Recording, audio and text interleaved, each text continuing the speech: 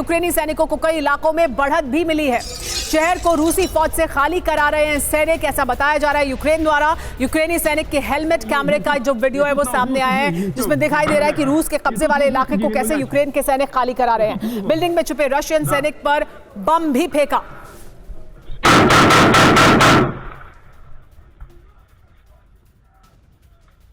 एक और बड़ी खबर आपको बता दें, यूक्रेनी हमले में रूस को बड़ा नुकसान हुआ है। यूक्रेन का रूस के गोला बारूद पर हमला देखने को मिला है। हमले में गोला बारूद से भरा ट्रक तबाह हो गया। हमले में रूसी सेल्फ प्रोपेल्ड गन नष्ट हो गई।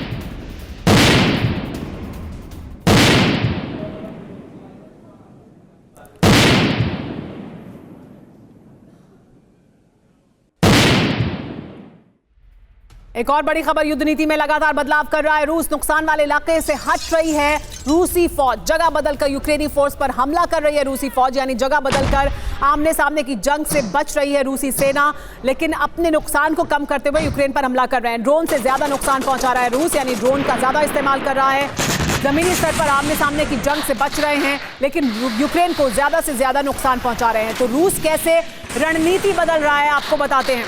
क्या बदलाव किया है रूस ने अपनी रणनीति में? पहला बदलाव आइए आपको दिखाते हैं। रूस ने अपनी रणनीति में यह बदलाव किया है कि नए इलाकों से हमला किया जा रहा है। इसके अलावा दूसरा बदलाव आपको बताते हैं, हथियारों के गोदाम पर ज्यादा हमला हो रहा है ताकि यूक्रेन के हथियार ज्यादा से ज्यादा नष्ट हो। तीसरा बदलाव यह कि एक साथ मल्टीपल लोकेशन पर हमले किए जा रहे हैं ताकि समझ ना पाए कि कहां पर हमला है। चौथा बड़ा बदलाव यह कि छोटे ड्रोन्स का ज्यादा इस्तेमाल कर रहा है। और पांचवा बड़ा बदलाव यह कि ज्यादा मुश्किल इलाकों में सीधी टक्कर से दूरी बनाई है। छठा बदलाव क्या क्या आपको बता दें, ग्लाइड बॉम्ब का इस्तेमाल ज्यादा से ज्यादा किया जा रहा है ताकि रूस को कम से कम नुकसान हो।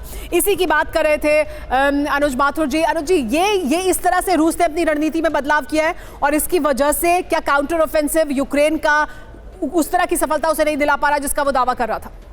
बिल्कुल बिल्कुल। सुमन, क्या मेरी आवाज आ रही है अभी आपके पास? जी बिल्कुल साफ आ रही है। जी, तो मैं यही बता रहा था आपको, ये जो तरीका होता है ये एक स्टैंडर्ड फॉर्मेट है डिफेंसिव बैटल को लड़ने का। आप ये समझें कि डिफेंसिव बैटल का लड़ने का भी best form of defence is offence. तो वो क्या करते हैं उसमें कि वो उन जगहों पर जहां पर की रेजिस्टेंस या तो ज्यादा होता है या जहां पर उनको नुकसान होने के चांसेस ज्यादा होते हैं, वहां से वो डिसएंगेज करके रीऑर्गेनाइज रीग्रुप करके और उन जगहों से हमला करते हैं जहां से कि वो आगे एक्सेस प्राप्त कर सकते हैं। और यही वो कर रही है रशियन फोर्स।